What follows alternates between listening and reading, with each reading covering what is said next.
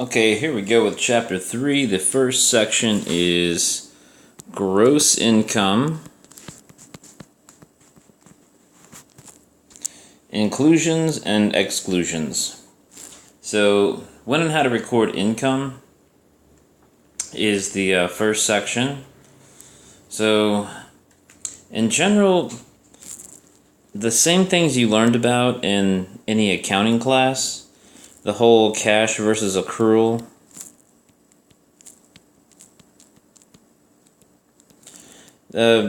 follows very similar guidelines in tax, with some subtle differences, and we'll kind of discover those differences as we go along. But just to generally review the whole when and how to record income, they mention three factors. Oh shoot. So one is the economic benefit.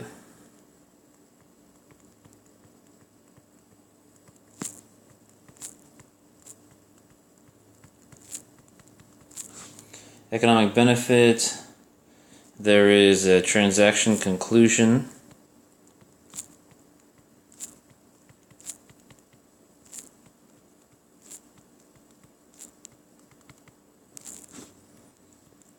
And then we have the cannot be tax exempt. Because if something is exempt from taxation, you're not going to recognize that income for tax purposes. So on your books, the stuff you're keeping like for GAAP financial statements, those you will actually have tax exempt income on, because tax exempt doesn't apply to GAAP-based financial statements. So for the government, they have specific items that are excluded from taxation, and so those might be reported somewhere, but they don't actually get included in your income tax calculation. Now, economic benefit, let's go back to that for a minute. So what is an economic benefit? Well, an example is just you get paid some cash. So it's some cash you didn't have before, and maybe you got it because you provided some services or sold them a tangible good. So you've actually had an economic benefit. Now, sometimes where you don't really have an economic benefit is like if you have stock in a company and that stock increases in value. So if you buy into like Microsoft back in the 80s, okay, so then you own Microsoft stock, and then 30 or 40 years later, now you're a millionaire. Or if you had Dell stock early on, then, you could be a millionaire, maybe a billionaire, but you don't really have any economic benefit until you actually sell some of that stock. Okay, if you just let it sit there and go up in value, you can't really get to it, so you haven't economically benefited yet. But if you redeem some of that stock for actual cash, well, now you've got stuff you can spend. Okay, so that's the whole economic benefit thing. Transaction conclusion, again, talking about stock.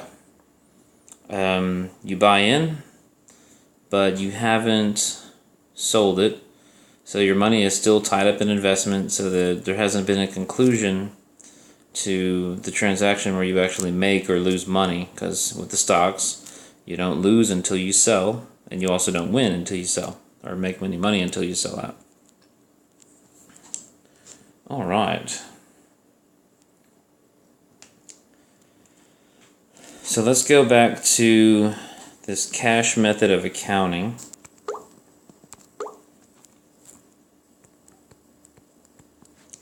So for cash method, one important thing to remember is that it doesn't just have to be cash. It could also be property or services.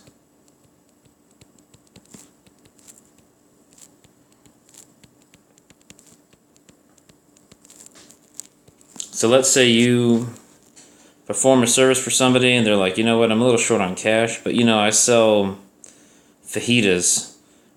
So can I pay in fajitas? And you're like, oh, I love fajitas, so sure, pay me in fajitas. Well, you still receive something. It's not specifically cash, but it's something you could buy with cash. And then services as well. If somebody says, well, I don't have the money to pay you right now, but I'm a professional hairdresser, so I'll just do your hair for a month. And okay, that would also be like receiving cash, because those are items, if you agree to receive them, then it's like you spent cash on them. Whatever money you made from that transaction that would have turned into cash, you opted to spend it on property or services. So yeah, so cash method means, okay, even if you didn't receive cash, if you received something else, property or services, that still counts. And you would recognize income at that time. They've also got this term called constructive receipt.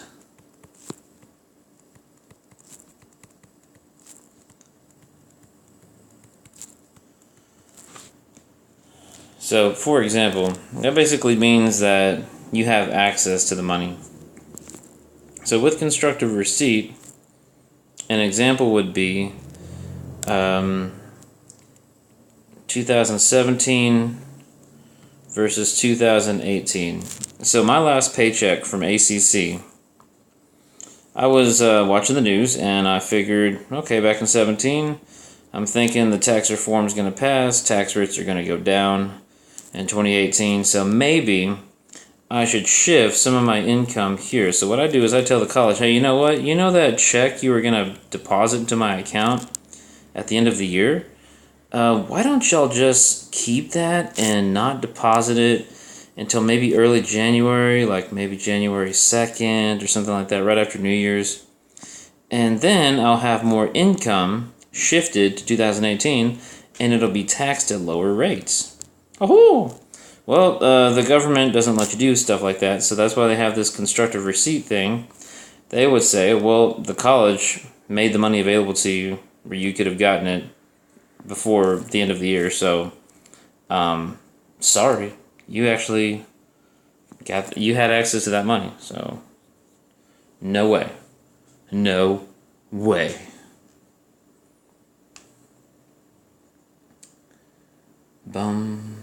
Let's see. Alright, so I'll stop this video here, upload it, and then move on to the next section of the chapter.